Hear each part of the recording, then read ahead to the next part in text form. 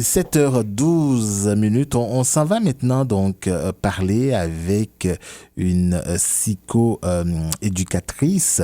Il s'agit donc de Madame Danielle Machal. Elle est psycho-éducatrice et intervenante en résidence au programme des troubles sévères d'apprentissage au consortium Centre Jules Léger. Madame Machal, bonjour.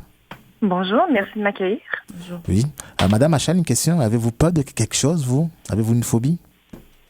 Si j'ai une phobie? Oui. Ah, bonne question. La phobie de l'inconnu.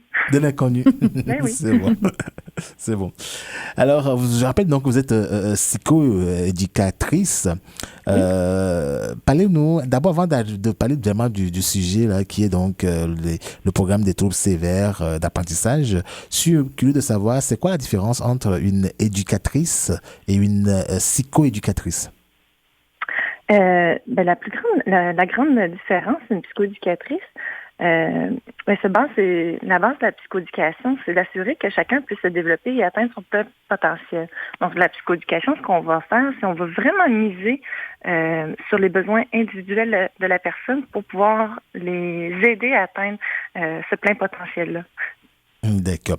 Alors, parlons maintenant de votre fonction. Vous êtes donc psycho-éducatrice et intervenante en résidence au programme des troubles sévères d'apprentissage au consortium Centre Jules Léger.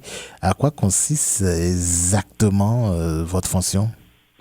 Moi, je suis intervenante, donc j'ai la tâche une responsabilité d'accueillir 6 élèves dans mon groupe, dans lequel je suis capable de mettre en place des objectifs au courant de l'année scolaire pour pouvoir les amener à un niveau plus haut, leur donner des habiletés qui sont meilleures ou différentes, donc les emmener à cheminer. Oui. Et quand on parle de troubles sévères, on s'attend à quoi exactement? Qu'est-ce qu'ils ont comme défi, vos étudiants ou vos élèves?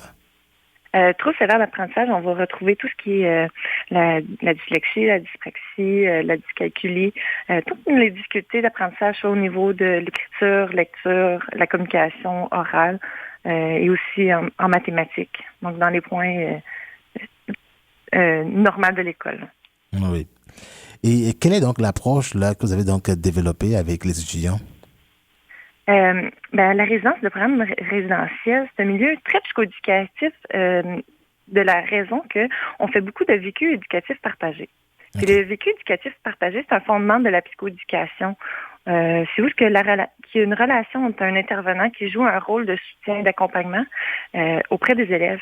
Puis ça se construit à travers des interactions qui vont être centrées sur la participation active commune. Donc, c'est-à-dire les interventions dans l'action à travers les différentes activités de vie quotidienne.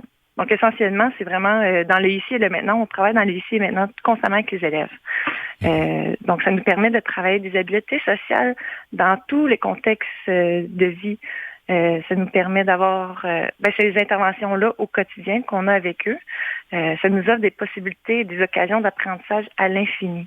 OK. Et dites-moi, avec la pandémie, est-ce que ils sont maintenant en présentiel ou vous faites ces interventions-là toujours par téléconférence ou par des Zooms de ce monde-là? Heureusement, nous, on est de retour en présentiel avec nos élèves. Donc, ça fait toute la différence parce que c'est dur de faire du vécu éducatif partagé quand on est à distance. Mais là, être en personne, on est capable d'utiliser tout contexte de vie, toute petite chose avec eux, vu qu'on est là toute la soirée avec eux. On est comme la deuxième famille en soirée. Donc, on est capable d'assurer tous ces petits suivis-là et bâtir ce lien de confiance-là et tout ça. Donc, le vécu éducatif partagé, ça nous permet de faire des apprentissages avec eux énormes. Oui. Et si je comprends bien, donc, ils restent dans une résidence, donc, ils s'y restent ensemble. Ils vont pas à la maison le soir. Non, absolument. Nos élèves arrivent après l'école vers 3h30. Puis nous, on est avec eux jusqu'au temps qu'ils vont se coucher. Oui. Après ça, on a une relève qui vient pour la nuit. La nuit, c'est parfait. Merci beaucoup, Madame Danielle Machal. Merci. Ça fait plaisir. Merci de m'accueillir. Beau travail. Et puis, on va continuer là à vous suivre. Une fois encore, merci. Merci, au revoir.